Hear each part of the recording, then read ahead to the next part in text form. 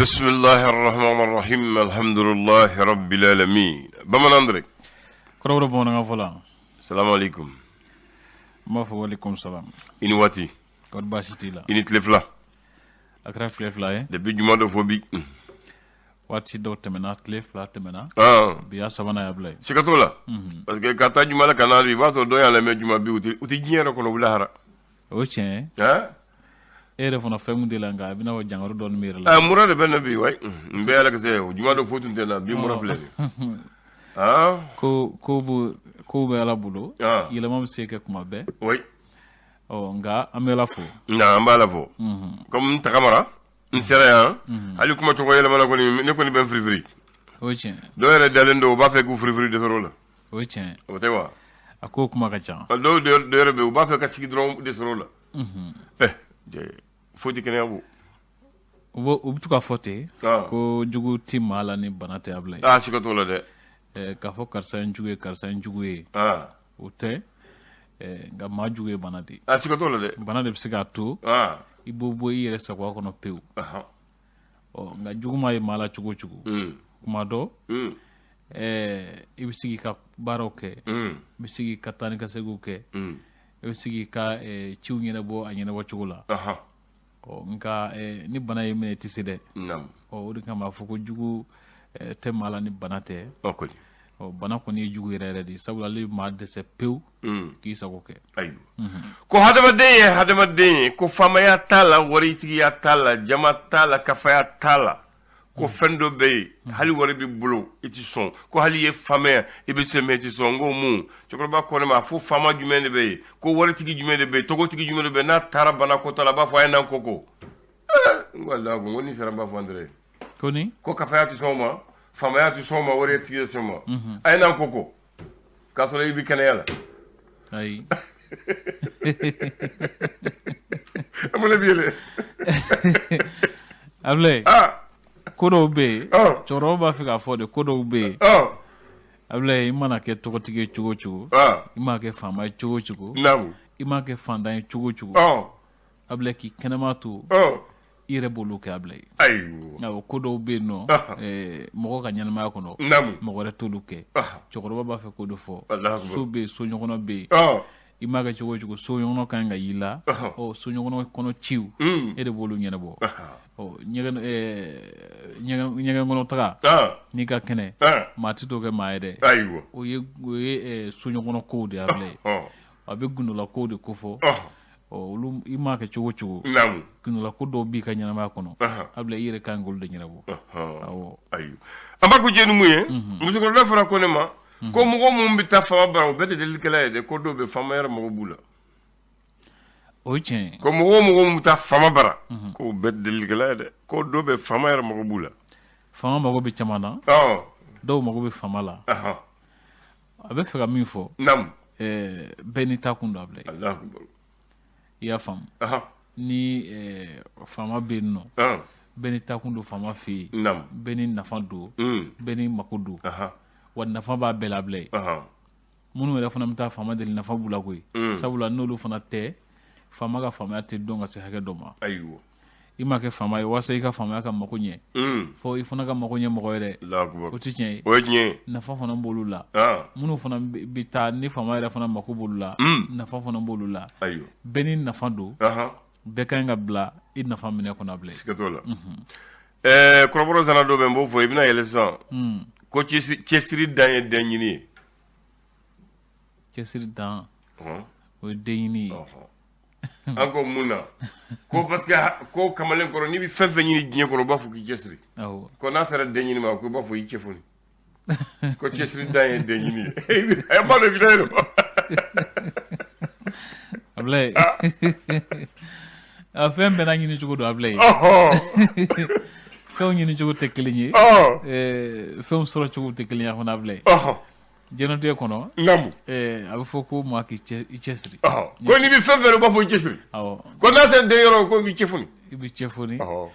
koro ti dore femme na ñini ci do able allah akbar femme na ñini feredu femme na solo ci fana du mo do ñina ma kono ko ñina bo ci te kliñi ko ñi solo ci te kliñi sikotola abena feredu o cefoni hakilla misali bi sira nyefo cogo de la blay ayo ko na sara de ma ko ni ceti se ay bi cefoni na ayo tubarkala bismillah ba wala de ma do dimiyelo ablay nam bien tene ndoy décembre kalo kle woro do samba flan mwani kle o fasiri bo ko ne se fasiri gafo ko nablay amna la je ferete folo minye nam ka se ka kuma ba folo fo mo ko wasa family ka se ka soro kudo lablay ayo nya fo ke kalo fla bi nyoma wuño mo ne nyina de ambi tubabu kalo tle woro farafin kalo ambi tle fla la donc wuño mo ne ni kalo la mo so nyona ko so nyona ko so nyona farafin kalo tle fla tubabu kalo tle woro sawa mais yanna nga tanye fe ko so dafara bu lowje awo amba damini gafe mu togo fo matin ale ko di ala sementia ka foko M5 RFP nyam ko do ye imam Mamadou ka kuma kan do la clé ablandan nam o ayela selmi ka be taka nyesi o tableau de ma o mi refan talike banyagara kuma bisaba ani kile abre ulu fagara nam ma tani ki ulon flan jogina o ko bul ma fin no kamyo kale ko ne jinna ka bampe o mi talike lakana mbali afana hukumo ko nana lakana bi se sabati cugubna ani jamana bi se la fasa cugubna ko kulunal asimi goita ye keleke mina nyini ngadi mali fini tuguma o dogono dugu shifin o kulu konda jira ka fosa ko mali fini dugu tala ka wuli ka jo kulu galon ke munum se so ka olu lafia DGCC nyam barakela kulu be barabla kuntala jano wa damne so ma de nablay no ye direction générale du commerce de la concurrence et de la consommation. La consommation. Alors, le be barabla la besoin. Alors tu crois faut kangana faut bar ko fulu barala ko barabla retraité. Tu crois retraité ko kana ki na ko côté. Anto nyina ko mengo. Ale bi retraité la ko lu de barabla. Comme umma barala u ko lu fulu barala la. Awo fulu barala do. Ablay. Chorba ko kuma yetien. Aywa. aya fo la ko ka fo yo na fo yo ko bisa ka dunya abina fo andegele ndala anda degele doni ndela amna hakili to ala chorba ka kuma ni cheni aywa tubarakalla funu barala de do ko funu barala ko barabla te ko lu de barabla de jisi barakala funu no barala funu aywa l'indépendant ko di ela sementia fana ka fo ko ma bidru jate ko lu ko ni nyanga tala banyagara ko mimi talike musu ani den fitinu ko lu fana ka chan ala blay membe mo ngoni muninke bulu mun ni de sa dasute kelkela te ma fi ganda muson de wuta tagala donc wu fatin ala ko neni surasi do ko borlo antinodu anane ka bo séjour la kono ma ko kuma do ko be mo no mene munu me falla ulu tadu bala ka falike ko mina blay mi funa mala ka fa ko tada le ka fa ko mina wallahi kuma mbede ni non la kuma de bi sa dasute famate barakalate jamal den ganza muso ani de utato sugula mobila nera mo fam kibu nyini nga ba nyini ko karsa ibi fakalike muna ka ba fako ko arme malen ka frida ati dore fi yo arme de saha ne do ni sa dasu fa muso ko fam ko ba kelela mi jamal den ganza fu mo fuki marfa tubulo fu tubulo uta dugu takata uta logo dojo non ni ko ne kinyara entoro de mo fam ka ufa ka klaku madafa ku jeni de klaku jeni kabako non ni dabo ka amba ninke pour ka nga mo dusuli de akunde ni aglera dablay aglera bismillah anga tafe douana ku ka nyamgo kuram be no sisa konati ko ale sefa wore milliard bidunu wolon flansoro octobre kalula ko sefa wore milliard bioro ani million kemesa ko seraka faranya ka décembre kalu novembre kalula ablandan tubarakallah ko mimbi talike bedem nyamgo kura ko ale jonye ende bana mo ko meka nyefol do ke barata bulu kan wasa mo ko sika ma ko folin don isa ka jim ale koni blalen ko fe kay la sel do ke ka nyesi ben ani jamana do msika nyami na chugo bina tabulu ma ko pankuruba kana gade pankuruba pamuruba ka akunga o chen pamuru parce que ko sirsi o korode ali ni ne aw do ke aw forno ni ta welo wado kasol juru de do no ala juru de bakana kolo woren kono voilà ni kalo wora bu janto la fo kana sécurité la na sécurité dron kasodo tiens min be tale ke fenetu ka daga woro kuram me wole ko région militaire ko kura do sigira senga wasa ka se ka demenke fenetu be se ka jamana de on la kana chugo mina blanda ayu ala ko ke amina leso ala sementia ka fo G5 Sahel tonzigi bado ko misena ka nyesin kalangoma o kuni kra tonzigi mina gloma kura do turu anka kalanko tabulu kan ablandan Binga FC ko ale koni se mora farafna dula ci tonga nyon kumeda il est tombé les armes à la main nga ko a kun korota le se mora la bla sikatola me yera fana mitalike assise nationale de la refondation ko yira mora ka fu kon na ndo ko binugi ko barab damne décembre kalo tan ani kele nam me yera fana mitalike colonel Hashimi Goïta ko ale keleke mine kurwa do bla finitu ka bulukan o dum le Sphinx ko bagar tola ko abisas nana jew sa senga do kasolo ko kuray ha ko ni munekara ko ni cour de cassation ni ale ko ni ajira ka foko shara min tara ko ale ma jenaye ko bagar tola na jew sa senga do kasula aya tolo ko kuma gacha nam mi rafana talige chagada mi nyesin do dungo juga ma no office de lutte contre l'enrichissement illicite ajira saka foko olu keme ka dantel seweno ko samba flani mo kan nana ko ma keme flani ma mo kan jate be no ko olu koni na fulu ma fendo bubulo mino musaka se fo se favori milliard temps ani shekin jate ma ko ni o jate na ma kelengele na ko ye be kelengele million biwo shekin ani sabadi ablay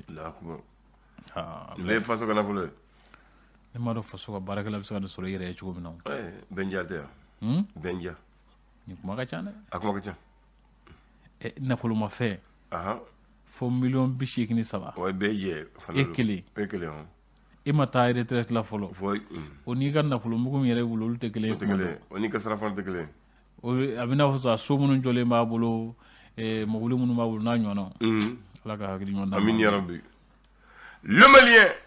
ako kulu munu mbala ka jatemna ke kalata ko na faso don chola tondo model mali aleni kusem okulu koni uka foga flow ke shada kuram kami ni atara kalata ko hakilla hukumu konnana akula sigi bami me wulu ko assise nationale de la refondation ko tom abi kunjani tonzi bami o bidamna décembre kalo tlim gwane wulu fula kasi akle bisaba natama abland nam min yɛrɛ fana bɛ tali kɛ sɔngo ko bamaju kɔni wale jugu baki na bila ma 30 jate ko jamana kɔni ye sagabonda sigi jamana ɲɛmɔgɔw sagabonda segunu la ko wuli joke ka kunbɛ ne jumɛn Mali Azala Express Azala o bɔ kɔrɔ fɛ dɛ awɔ i b'a Azala kɔrɔ dɔn i b'a kɔrɔ dɔn ayi ni ye ɲɔgɔmɛ 30 15 20 tra ɲɔgɔn ko ka kogo findaw ku ka bɔ toloni kana Tombouctou o de Azala ye ɲɔgɔmɛ kulu quoi jamana kulu mu changer do kogo ɲɔgɔmɛ ka tama kulu ku tama kulu o de Azala ye tabarkala nam ale kumana a jira k'a fɔ ko kalanso min bɛ wele ko IAM ko olu kɔni kalan olu ka kimɛli sɛbɛnw nam ko kamesima a lakodɔn a bila dan to ɲuman ye o tɛ kalan fu ye a ka jugu ni fu ye an b'a fɔ kalan gansan an kana fɛ fu ye parce que doni dir'u ma o tiɲɛ doniya dir'u ma ko doni tɛ doniya doniya tɛ kelen dir'u ma kalan gansan voilà kalan gansan an ka kɛ tan mun de b'i yɛlɛ kalan gansan dɔ a bila wariw fana a kuma ka ca a ka wajan o ko wale min kɛra Banɲagara Seydou Mamadu Kulibali n'ale ye bɛnkan ɲɛmɔgɔba ye ko a y'a jira k'a fɔ nin ye jɔrɔnakoba ye a bila dan wale min kɛlɛ filɛ nin ye a ka jugu ni jɔrɔnako ye awɔ Musa Yatara ni ale ye CMDT ɲɛmɔgɔba dɔ ye min bɛ wele ko directeur technique industriel o ko Mali jamana bɛɛ bolo min ka sisan kunnafoni minnu b'u bolo o b'a jira k'a fɔ Mali bɛ se ka segin ka na a ka jɔyɔrɔ fɔlɔ la kɔɔri sɛnɛ la farafinna kɔnɔna na ala k'o kɛ amina le challenger ala sɛmɛntiya k'a fɔ ko maître Taliye Mahmoud Diko Jabi maître Mutakatal nam ka ko ale kɔnɔ ka faamu ale fɛ ko ala dɔrɔn de ye tiɲɛ ye Ablaye ala dɔrɔn de ye tiɲɛ ko sosoli t'o la awɔ ko ale kɔni ale ka jate a ye sosoli t'o la voilà min yɛrɛ fana bɛ tali kɛ Banɲagala olu fana seginnen don a taabolo in kan yan nɔ tiɲɛni min kɛra nɔ ko jamana ye sanga bonna sigi BDM fana ni BMS ɲɛmɔgɔba olu ɲɛmɔgɔba kura filaw sɔrɔ abla nana ko mɔgɔw don minnu ni baara in dɔnniya b'u la duden kɔrɔ don dudenw don donc basi tɛ duden kɔrɔ don sabu o tɛ na kunnafoni tɛli kumaba dɔw ni Ablaye ni duden kɛra dutigi ye a b'a ɲɛɲɛ dɔn awɔ jango dutigi ka adjoint donc a bɛ faamu o ye tiɲɛ Komana André démocrate mun bɛ yan sisan ko an de nan démocratie ye an de nan ni multiparti an de nan démocratie ye olu ɲinina olu de Mali jɔ wa k'ale tɛ dɛ a fɔ k'ale tɛ kɔrɔfɔ tɛ dɛ mais o ma Mali jɔ o ye tiɲɛ Mali bɛ yan yannu kana o Mali bɛ yan yannu kana o ye tiɲɛ démocratie tun bɛ yan yannu le ka Musa bin n b'a fɛ k'olu fɔ ye bi Musa bɛ fɔ kalata fɔlɔ dɔw kɛ dɛ yannu ka Musa bin démocratie tun bɛ Mali la yan a tun bɛ Soudan parce que u ɲinina mun kɔ démocratie ma daminɛ 26 mars multipartisme ma daminɛ 26 mars fo u ɲinina o de ko u t'a fɛ k'a fɔ mɔgɔw de ye u t'a fɛ ka mɔgɔw bɔ fili la Ablaye en 1946 déjà il y avait la démocratie au Mali ne de b'o fɔ ye bi dɛ en 1946 il y avait la démocratie au Mali au Soudan à ce moment on appelle le Soudan français. Le 7 janvier 1946, il y a la reconnaissance officielle du Parti démocratique soudanais, le PDS de Pierre Mourley. Le 13 février 1946, il y avait la reconnaissance officielle du Parti progressiste soudanais, PSP de Fildabo Sissoko. Et en 1946, il y avait le bloc soudanais de Mamadou Konaté. En 1957, il y avait le Parti Dogon, du peuple Dogon au Mali. Il y avait 5 partis en 1946 au Mali. La démocratie de Mali. Multipartisme madame Nabi Ablaye. Voilà. Donc il faut qu'on fasse mourir. Quand on a une démocratie, non. Démocratie tombe. Parti Nani tombe Soudan là. Jusqu'en 50. Les dernières élections du 31 mars 57, c'était des élections plurielles. Il y avait l'ISRDA, il y avait le PSP et le Parti Dogon. L'ISRDA a eu 57 députés, le Parti Dogon a eu 7 et le PSP a eu 6 députés. Ça, c'est le 31 mars 1957. Élection qui era 3 partis de Toumbéa. Donc, démocratie. Donc, on a créé député, quelqu'un maire, quelqu'un président. Mais moi, donc, on va faire démocratie maintenant, avec la révolution en mars 1993, la démocratie était là depuis en 1946 jusqu'en 1957. Aux dernières élections de 31 mars 1957, il y avait 3 partis qui sont partis aux élections législatives. Démocratie Bitomoga. Multipartisme fana yo multipartisme te moga donc faut anga to kanga kitabu nanga histoire kala fo mo ka don depuis 1946 yananga indépendance ta parti kunga cha Mali la démocratie tout le temps kala to meta en 1962 PSP ni SRD de Tarakala c'est le SRD qui a gagné les 82 députés ça c'est les dernières élections 1960. Oui, donc en 1959, en 1959, 1459, aux dernières élections législatives, c'était le PSP et l'USRDA. L'USRDA a raflé les 82 députés sur le PSP. Ce sont ces 82 députés qui ont déclaré l'indépendance du Mali et qui ont choisi Modibo Keïta comme président de la République. Démocratie vitaminque. Démocratie tout le monde. En gâteau, sinon, au Canada, vous voyez que la démocratie n'a pas sur les pères de la démocratie. Ce pays-là est un pays de démocratie, c'est un pays de culture et de civilisation, c'est un pays de politique. Et le plus grand rassemblement politique en Afrique est né ici. C'est le rassemblement démocratique africain. C'est né ici à Bamako en 40. Du 18 octobre, ça a commencé. USRDA. Oui, l'USRDA. Ensuite, le 22 octobre 1946, on a créé l'USRDA avec la fusion de 3 partis. Le PSP, le PDS et le Bloc soudanais. Au lieu de faire un peu de créé. Donc, nous sommes même bloc à foyer. Union soudanaise et RDA. C'est le résultat de 3 partis fusionnés. Kambe. Agila. Ma chama fil labi. Ba nana sera kana kono. Est-ce que toi là? Ami kuma dalema. Aïwa. Kambe dore.